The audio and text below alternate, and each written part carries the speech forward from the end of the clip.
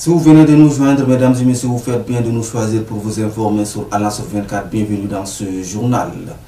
Le président du Conseil militaire de transition, le général Mohamed Idriss Déby Itno, a reçu en audience ce 10 février 2022 au palais présidentiel le directeur général du FAGAS, entendez, Fonds africain de garantie et de coopération économique, le compatriote Dr Ngéto Tiraina Yambaye, au centre d'échange avec le chef de l'État, l'apport du FAGAS aux opérateurs tchadiens et aux banques. Je vous propose de suivre ce reportage et nos confrères de la presse présidentielle. 1977, 10 février 2022, le Fonds africain de garantie et de coopération économique, FAGAS, dont notre compatriote, Dr Ngéto Tiraina Yambaye, assure la direction générale, fête aujourd'hui ses 45 ans au service du développement économique dans les 14 pays africains membres.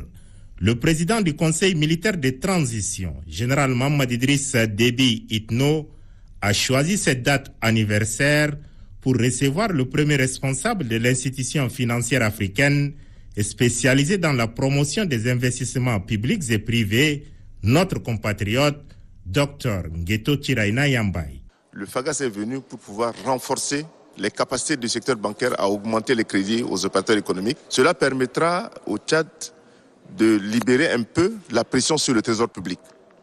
Le FAGAS, qui est un fonds de garantie, permet de lever des fonds sur le marché financier et on utilise également l'ingénierie financière pour que tous les financements du Tchad ne se reposent pas seulement sur le trésor public ou sur la dette classique, mais nous on fait l'ingénierie financière pour que le gouvernement puisse financer le logement à travers la banque de l'habitat, financer également les entrepreneurs ruraux, parce que les éleveurs et les agriculteurs ont un potentiel énorme. Mais aujourd'hui, aucune banque ne donne des crédits aux entrepreneurs ruraux et ni aux éleveurs.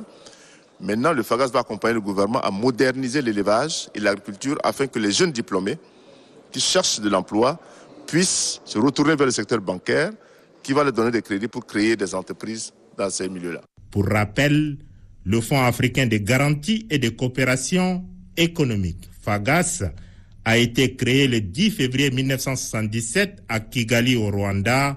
Son siège est à Cotonou, au Bénin.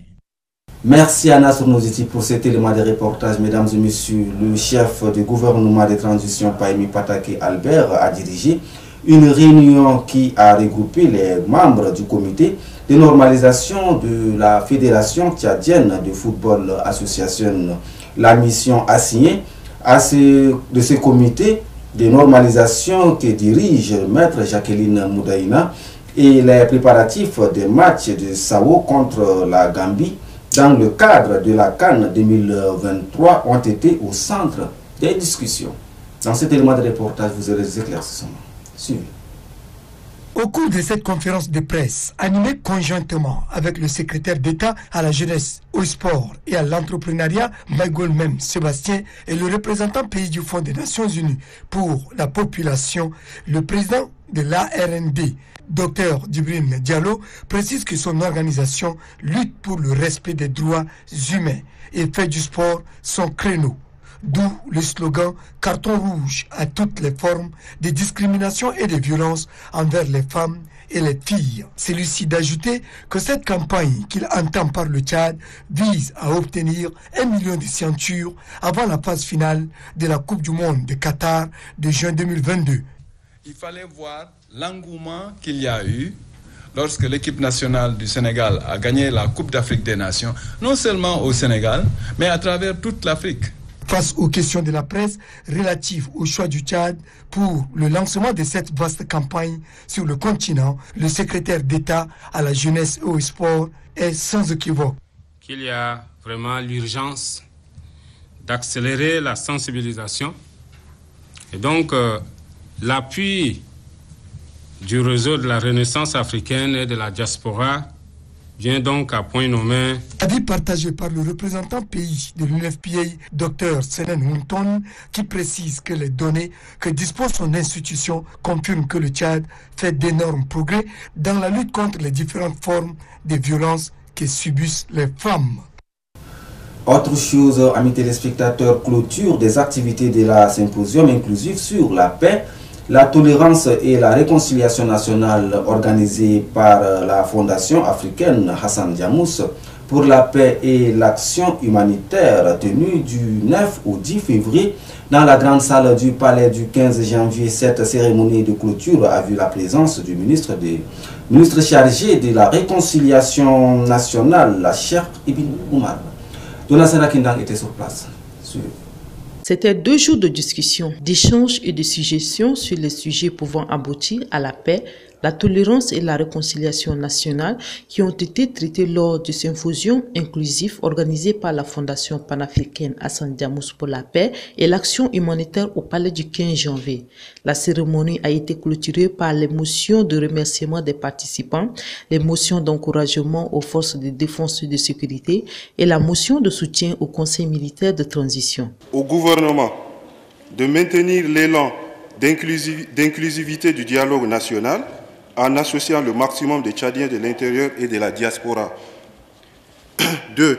De poursuivre la sensibilisation des forces vives de la nation pour une prise de conscience collective des Tchadiens face aux défis de la paix et de la quiétude nationale. 3. De restaurer l'autorité de l'État dans tous ses aspects et sur l'ensemble du territoire national. 4. De favoriser les compétences et l'expérience dans les nominations des autorités administratives locales, lesquelles autorités doivent respecter les principes d'égalité, de justice et d'équité. Le rapporteur Al-Jamal Mahamad a fait la synthèse des travaux durant ces 2 jours de symposium. La présidente de la Fondation, Mme Mariam Diamous, a dans son intervention déclaré que tous les sujets ont été abordés durant ces travaux. La présidente promet également de transmettre les rapports des travaux au gouvernement. Cette mobilisation autour de la paix, la tolérance et la réconciliation nationale n'est que le reflet de votre attachement aux causes communes de notre pays. La Fondation tiendra à votre haute attention un document de synthèse des travaux du présent symposium. À organiser d'autres événements similaires en vue de continuer le dialogue. Le ministre d'État chargé à la réconciliation nationale, Cheikh Ibn Oumar, appelle les jeunes qui manipulent les réseaux à arrêter avec cette pratique et de faire bon usage de ce moyen de communication. Et pour boucler ce journal, amis téléspectateurs, l'association des bienfaisances pour le développement culturel et social a organisé un colloque sur la stérilité, causes et solutions. Ceci s'est déroulé ce mercredi 9 février 2022 au Musée national. Beaucoup de docteurs ont fait le déplacement pour la circonstance. Ce colloque organisé par l'Association des bienfaisances pour le développement culturel et social a réuni des docteurs venus d'ici et d'ailleurs afin d'élever le voile sur la stérilité qui devient en définitive un mot abominable pour certains. Sans tabou et avec précision, les intervenants ont montré à travers les causes et solutions que la stérilité a de multiples formes et peut être résolue si le patient fait recours aussi vite à la médecine avant les premières années du déclenchement. Elle peut être également chronique chez l'homme, mais aussi chez la femme, selon les intervenants. D'une manière générale, sachez que la stérilité est définie comme étant l'incapacité d'un couple à concevoir après des rapports sexuels répétés pendant une année sans contraception. Merci de nous avoir suivis. Prenez soin de vous et restez toujours en compagnie de la télévision Anna Sopeoka. Au revoir.